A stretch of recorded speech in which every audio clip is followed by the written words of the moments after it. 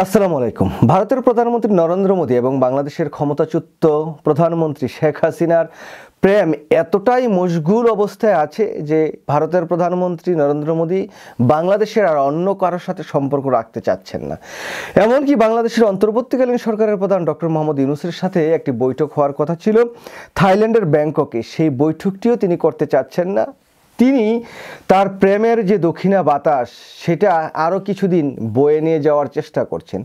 তো বাংলাদেশের মানুষ কিন্তু এই ভারতের নরেন্দ্র মোদী এবং শেখ হাসিনার প্রেম দেখে, তাদের প্রেমের উতলা দেখে বাংলাদেশের জনগণ চিন্তা ভাবনা করলো শেখ হাসিনাকে আর বাংলাদেশে রেখে লাভ নাই, তাকে একবারে ভারতে পাঠিয়ে দেই। তো ভারতের এই যে প্রেম, সেই প্রেম আবার বাংলাদেশের কোন দল, কোন নেতার সাথে, কোন নেত্রীর সাথে হয় সেটা আসলে বোঝা অনেক মুশকিল। কারণ কিছুদিন আগে ভারতের যিনি সেনাপ্রধান তিনি বলেছেন বাংলাদেশের নির্বাচিত কোনো সরকারের সাথেই ভারতের সম্পর্ক হবে বা দ্বিপাক্ষিক যে বৈঠক সেগুলো হবে। আমার আসলে ভয় হয় যে প্রেম যদি আবার এতটাই মশগুল আকার ধারণ করে, তাহলে আবার সেই প্রেমিকাকেও যদি বা সেই প্রেমিক পুরুষকেও যদি আবার ভারতে পাঠিয়ে দিতে হয়, তাহলে বাংলাদেশের জন্য আসলে দুর্ভাগ্যের বিষয়। আমরা এমন প্রেম করি যে প্রেমে অন্য দেশের থেকে বাংলাদেশে নিয়ে আসতে পারি না, বাংলাদেশ থেকে ভারতে চলে যেতে হয়।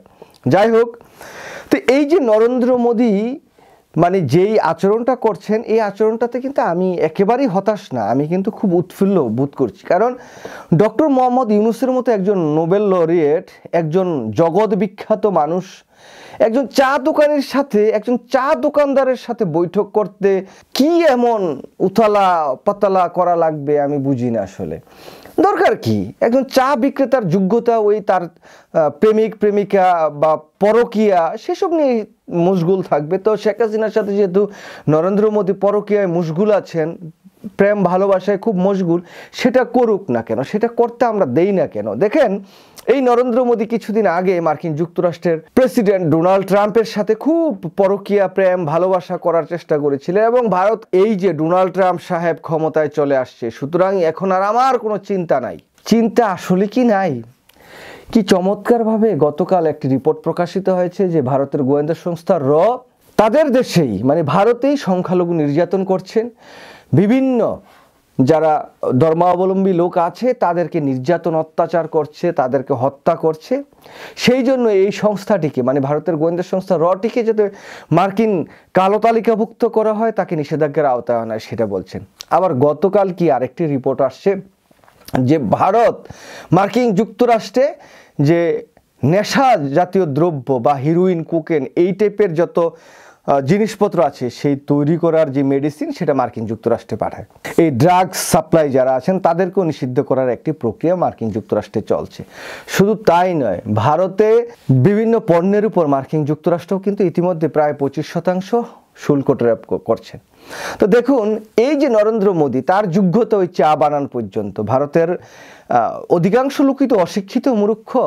তো এই অশিক্ষিত মূর্খ একটি জাতি, তাদের রাষ্ট্রনায়কও এমন অশিক্ষিত মূর্খই হওয়ার কথা, এই নরেন্দ্র মোদীর মতোই হওয়ার কথা, যে কিনা ডক্টর মোহাম্মদ ইউনূসের মতো একজন ব্যক্তির পার্সোনালিটি বুঝতে পারছেন না। এবং ডক্টর মোহাম্মদ ইউনূস বা বর্তমান বাংলাদেশের যারা ক্ষমতায় আছেন তারা চাচ্ছেন যে যেহেতু আমাদের পার্শ্ববর্তী রাষ্ট্র ভারত, তাদের সাথে আমার বর্ডার সেটা আমাদের শেয়ার করতে হয়, তারা আমরা ইচ্ছা করলেও তাদেরকে আমরা পরিবর্তন করতে পারবো না। সুতরাং তাদের সাথে আমাদের একটা নিয়মিত যোগাযোগ বা বৈঠক হয়ে একটি স্বাভাবিক প্রক্রিয়ায় চলুক, কিন্তু তারা সেটা চাচ্ছে না। তারা ওই এক প্রেমিকাকে নিয়েই মশগুল আছেন, তাকে নিয়ে চান, আবার তাকে হয়তো বা বিভিন্ন ষড়যন্ত্র করে বাংলাদেশের রাষ্ট্র ক্ষমতা আবার ঢুকিয়ে দিবেন। আপনারা ইতিমধ্যে আরেকটি সংবাদ দেখেছেন যে পৃথিবীর বিভিন্ন দেশে বিভিন্ন জার্নালে মানে বুইফুর মানে তাদের নাম নাই, কিছু নাই, বা ছদ্ম নামে বাংলাদেশের বিরুদ্ধে নানা অপপ্রচার, নানা তথ্য প্রচার করছেন।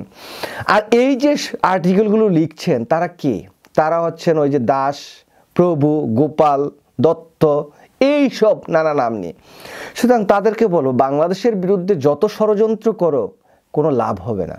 সেই তোমাদের প্রেমিক যখন বাংলাদেশে ছিল বা প্রেমিকা যখন বাংলাদেশে ছিল, সেই সময়ের বাংলাদেশ আর এখনকার যে বাংলাদেশ সেটা এক না, এক দাঁড়িপাল্লায় মাপলে হবে না। এখন ডক্টর মোহাম্মদ ইউনূস বাংলাদেশের রাষ্ট্র ক্ষমতায় আছে, বাংলাদেশের রাষ্ট্র ক্ষমতায় ডক্টর মোহাম্মদ ইউনূস রাখার জন্য বাংলাদেশের আপামর জনসাধারণ ঐক্যবদ্ধ আছে, বাংলাদেশের সকল রাজনীতিবিদ ঐক্যবদ্ধ আছে। নতুন একটি রাজনৈতিক দল যখন রাষ্ট্র ক্ষমতায় আবার আসবে, একটি স্বাভাবিক প্রক্রিয়ার মধ্য দিয়ে নির্বাচন হয়, সেই সরকারটি যে তোমাদের সাথে একদম গদগদ করে সম্পর্ক রাখবে, সেই আবার তোমাদের প্রেমিক বা প্রেমিকা হয়ে যাবে, সেটা কল্পনা করা সেটা করা উচিত হবে না তোমাদের। কারণ বাংলাদেশ সে আগের জায়গায় নাই। বাংলাদেশ আর ওই প্রেম প্রীতি ভালোবাসা নিয়ে বাংলাদেশের রাষ্ট্র ক্ষমতা কেউ পরিচালনা করতে পারবে না। অন্ততপক্ষে ভারত প্রেমিকা, ভারত প্রেম, সেটা নিয়ে আর বাংলাদেশের রাষ্ট্র পরিচালনা কেউ করতে পারবে না।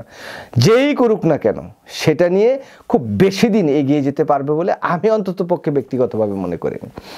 তাই আপনাদেরকে বলি যে আশায় আপনারা বুক বেঁধে রেখেছেন ওয়াকারুজ্জামানকে দিয়ে বা রাষ্ট্রপতিকে দিয়ে অথবা বাংলাদেশ জাতীয়তাবাদী দলকে দিয়ে অথবা জামাত ইসলামকে দিয়ে আওয়ামী লীগকে বাংলাদেশে পুনর্বাসন করবেন, রিফাইন্ড আওয়ামী লীগ করবেন, অথবা আওয়ামী লীগ না আসতে পারলো এই দলটি থেকে কাউকে প্রেমিক প্রেমিকা আপনারা আবার খুঁজে নেবেন, সেটা আর বাংলাদেশের মানুষ, বাংলাদেশের জনগণ হতে দিবে না। বা বাংলাদেশের রাজনৈতিক দলগুলো যদি আপনাদের সেই ট্র্যাপে পড়ে, সেই ফান্দে আবার পা দিয়ে প্রেমপ্রীতি ভালোবাসা শুরু করে, তাহলে বাংলাদেশের মানুষও তাদেরকে কিন্তু আবার সেই ভারতে পাঠিয়ে দিবে। যে দক্ষিণে হাওয়া একবার বাংলাদেশে শুরু হয়েছে, সেই হাওয়া কিন্তু প্রতিনিয়ত ভারতের দিকেই ছুটবে, সেটা আর বন্ধ হবে না। সুতরাং আপনাদের নীতি পরিবর্তন করেন আর না করেন, আমিও চাই না যে ডক্টর মোহাম্মদ ইউনূস একটা চালার মতো উগ্র হিন্দুত্ববাদ, মুসলিম নিধন বা অন্যান্য যে ধর্মাবলম্বী লোক আছে যাদেরকে নিধনের সাথে একজন হিংস্র মানুষ যিনি, সেই মানুষটার সাথে বাংলাদেশের একটা শান্তির দূত তিনি যে বৈঠক করুক, না হোক তাদের সাথে আমাদের বৈঠক, তাতে কি যায় আসে, দরকার নাই। চীনে আমরা গিয়ে যে সম্মান পেয়েছি, মার্কিন যুক্তরাষ্ট্রে গিয়ে আমরা যে সম্মান পেয়েছি, অন্যান্য রাষ্ট্রগুলোতে আমরা যে সম্মান পাচ্ছি, সেই সম্মানের কাছে ভারতের এই চাওয়ালার কাছে আমরা কি সম্মান আশা করতে পারি? দরকার নাই আমাদের এই সম্মান। আমরা তাদেরকে বাদ দিয়ে চলছি না। আমরা তাদের থেকে পেঁয়াজ আনা বন্ধ করে দিয়েছি, তারা কান্নাকাটি শুরু করে দিয়েছে। তাদের থেকে আমরা চাল আনা বন্ধ করে দিয়েছি, তারা কান্নাকাটি শুরু করে দিয়েছে। একটি সময় বলতো আমরা তাদের না আনলে আমরা কানবো, এখন তারা উল্টা কানছে যে বাবা তোমরা নেও, নিয়ে অন্তত পক্ষে আমাদের উদ্ধার করো, নাইলে আমাদের কৃষকরা মারা যাবে, আমাদের পেঁয়াজ পচে যাচ্ছে, আলু পচে যাচ্ছে, আমাদের চাল পচে যাবে। সুতরাং আমরা তাদের কাছে অতটা নির্ভরশীল না, বরঞ্চ অনেক ক্ষেত্রে এখন তারাই আমাদের উপর নির্ভরশীল। আমরা তাদের পণ্য না খেলে তারা, অনেক কৃষক একদম মাঠে মারা যাবে। সুতরাং দরকার নাই এসব চাওয়ালা, এসব হিংস্র উগ্র হিন্দুত্ববাদী জঙ্গি, তাদের সাথে আমাদের কিসের বৈঠকের দরকার নেই। ভালো হয়েছে, বৈঠকের দরকার নেই। সবাই ভালো থাকবেন। আল্লাহ হাফেজ। আসসালামু আলাইকুম।